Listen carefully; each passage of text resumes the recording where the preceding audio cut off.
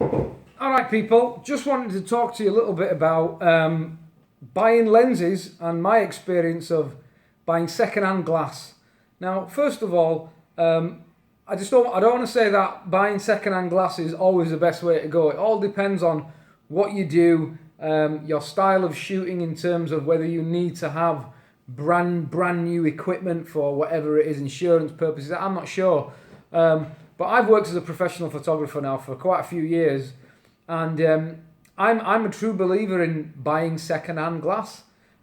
First of all, if you've got second-hand glass and you look after it and you keep the boxes, you keep all the documentation with it, you will always be able to get a good price for it. Good quality glass will always be worth good money. And as long as you take care of it and look after it, you can ask for a premium price. If you don't look after it, but it's still optically good and it's still functioning, you can still sell it. It's not a problem. I have bought in the past lots of second-hand glass. For example, 70 to 200 f2.8 with IS. This is the Mark 1 version of this telephoto lens.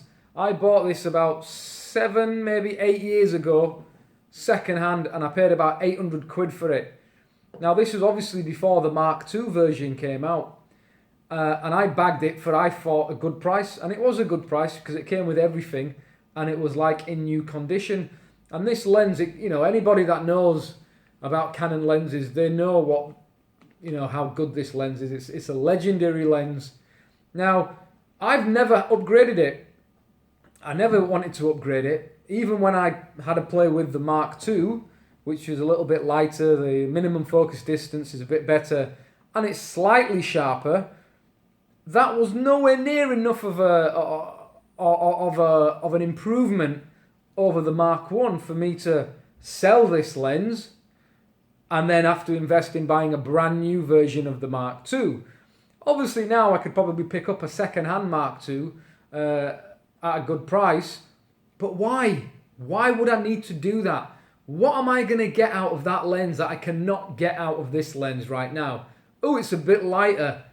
Big deal. I'm carrying lenses. I'm used to carrying glass. I'm used to carrying big bodies. The weight thing for me, it's irrelevant. Secondly, it's not that much better optically either. Some people might say, oh, it's visibly sharper. Yeah, if you zoom in at 400%. I mean, we get so caught up about, it's slightly sharper in the corners and there's less chromatic aberration. It's like, get a grip, people. A little bit of sharpness that I might not get from this lens as opposed to a Mark II can be added in Lightroom in a matter of seconds. The justification is not strong enough for me to sell this lens and go and buy a Mark II. Now, it's got nothing to do with, it's just because you can't afford it or, you're being a cheapskate. No, because people who are photographers, people who know their equipment, people who know the art of photography as well, will tell you that this is just a tool, okay? And it's not the deciding factor on whether your images are going to come out good. Now, I'm a commercial photographer as well. I shoot fashion work. I shoot beauty work. This is my go-to studio-based fashion lens. This is what I use in the studio.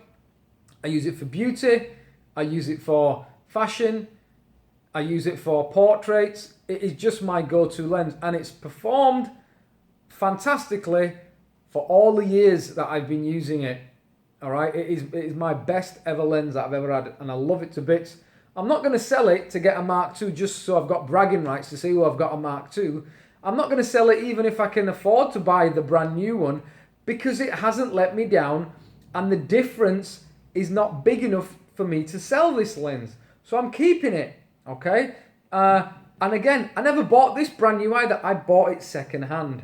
So for what I've got and what I've paid, it's been a great bargain. But obviously I shopped around and I made sure that the lens I was getting, I tested it thoroughly before my money went to the seller. So obviously that's something you have to take into account. Now, here we have another legendary lens, the Canon 24-70 2.8 L Mark 1.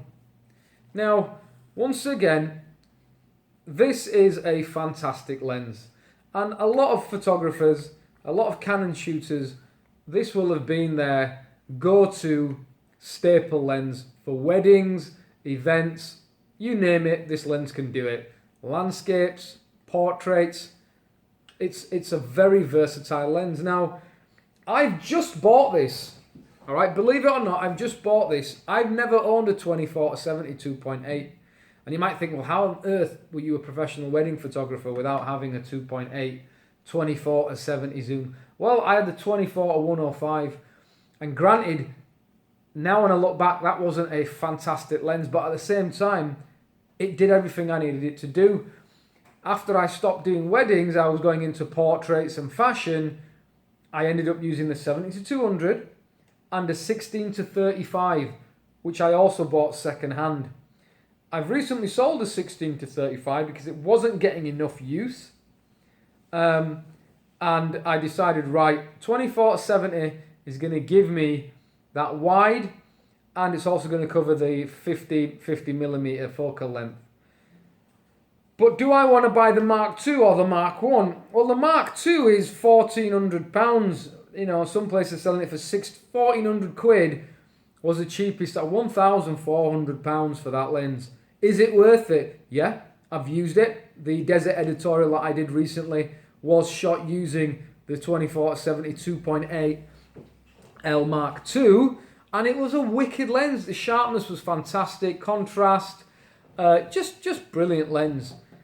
How much more brilliant is it though than the Mark I? Again, for me, not enough. It's a tad bit sharper, maybe wide open, but as soon as you go around f4 and onwards, they're identical. It's lighter. The zoom direction is slightly different. The lens hood is shallower. Is that enough for me to warrant spending that amount of money when I've just bought the Mark I in absolute pristine condition? If I put this next to a brand new lens, you would not be able to tell this is second hand. It came with the box, all the manuals. Again, I shopped around, found a reputable guy who was selling all his Canon kit, and he bought it from brand new, and I've bought this for, guess how much? £500. £500 for this lens. Now, if you look at how much this was when it first came out, and now look at the Mark II, which is £1,400, bloody bargain. This is going to last me for years. Years. And if I keep it in good nick, I'll probably be able to get back at least 3/4 of what I've spent on it. £500, what a bargain. And it's a bloody beautiful lens. Is it that much different to the Mark II? No, not really. A few little bits here and there. Not worth the price tag. In my opinion, of course, you can do whatever you want. But for me, bang on bargain. So I've got 24-70 2.8 L, 70-200. Got all that focal length covered, man. Covered. And I'm shooting with zooms. Alright? So all you prime lovers, you prime fanboys who go on about, oh, why do you want to shoot with a zoom? I want superior. You know those type of people that go on about superior image quality, and they always bring up the prime versus zoom thing. It's like, have you got nothing better to do than slag off zoom lenses because you've got a prime? And somehow a prime lens makes you a better photographer. It makes you less lazy. I'm tired of hearing this shit. No one gives a damn at the end of the day of whether you shot a wicked picture using a prime lens and you moved forward or moved back, or if I sat back and I shot everything from one distance and just zoomed in. Do you think anybody gives a damn? When that picture is out there and it goes on a magazine or on the website, does anyone go, wow, that's an amazing picture, but actually it's not that good because they used a zoom lens and they didn't move. They're lazy. No, bullshit. End of the day, a zoom lens gives you many advantages. You don't have to move as much. If you're shooting an editorial all day, the last thing I want to be doing is moving in, moving out, moving in, moving out. If I'm in the streets and I'm shooting a fashion in the city, I want to be hitting 24, going into 70.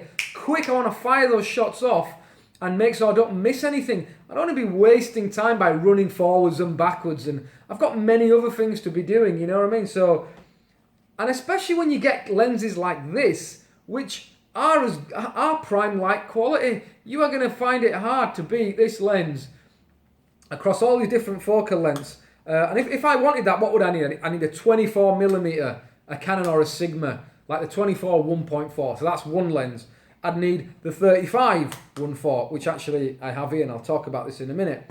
I'd need a 50 1.4 or a 50 f2 or whatever it is, and then that would be it. I wouldn't have 70, would I? So I've got 3 prime lenses in order to make up the focal range and the focal length zoom range of this one lens. So you take that into account, the extra weight, the chopping and changing lenses during a shoot. No thanks, mate. Not for me. Not on a commercial level. No way. Okay? So, second-hand, absolute amazing image quality. Both Mark 1 versions. Don't have any intention of upgrading to the Mark 2. Not until there's a noticeable difference. And it's got to be noticeable. And I'm not talking at 400%. I mean, you snap off a picture, it's got to be noticeable. Now, so there's my zooms, yeah?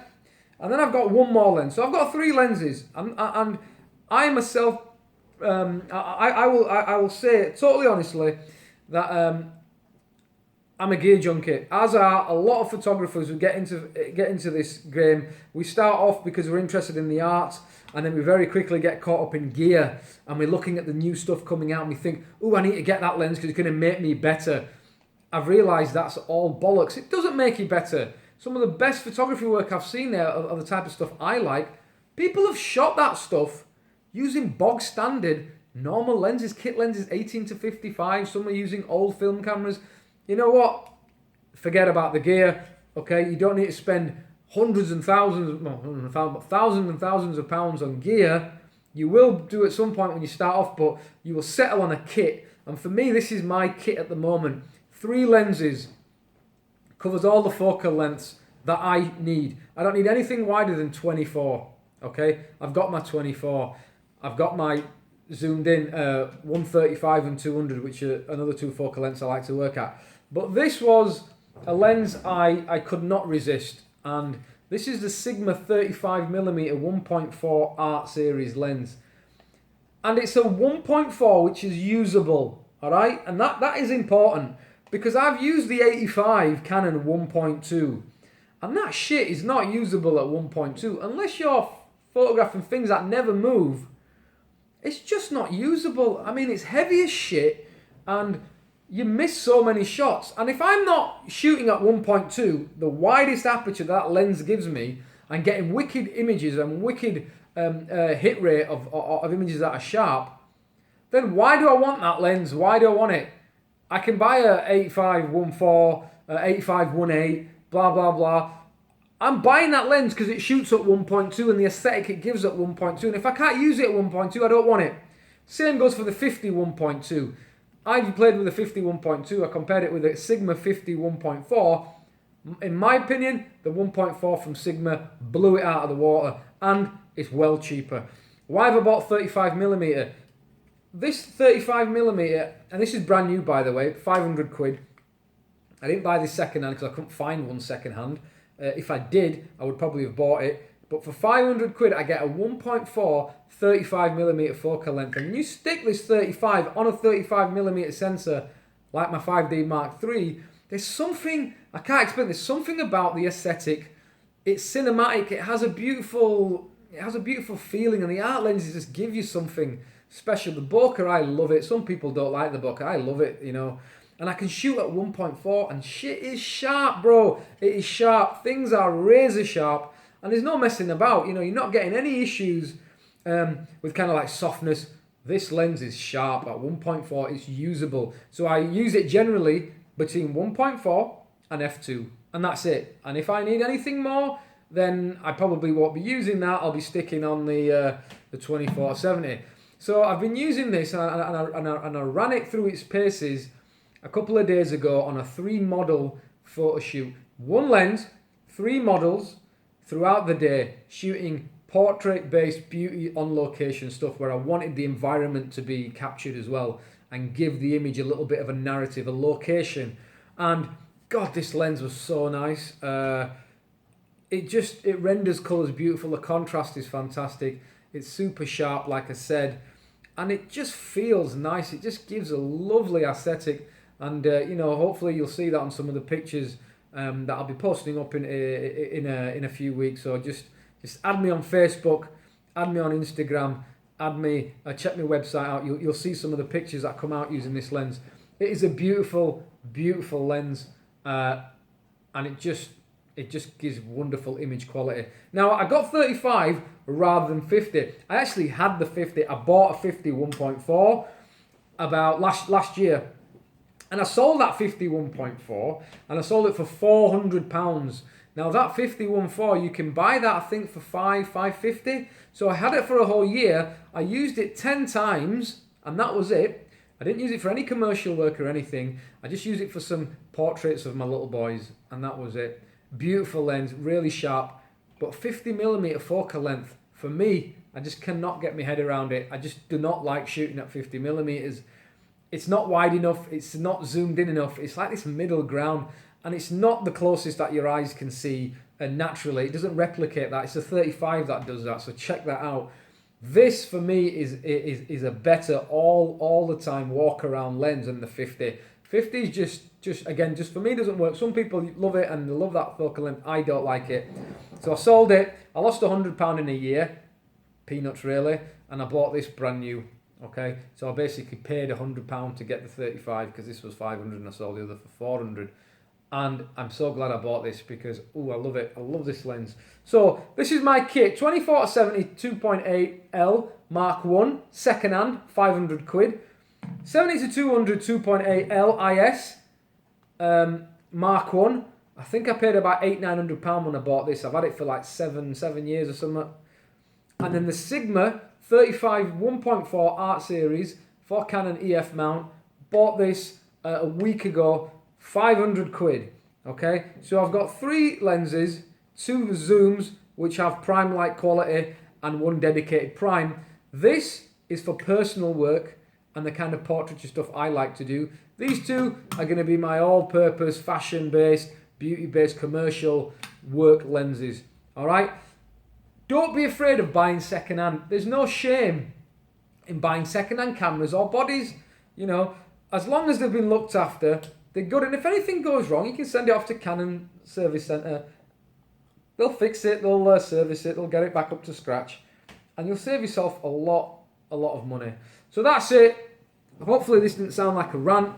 If you've got any questions that you want answering, you want me to talk about anything, just send me a message. You can use the comments or whatever. I'm not bothered. Check out my website. Check out my work. Anyway, thanks for watching. See you later.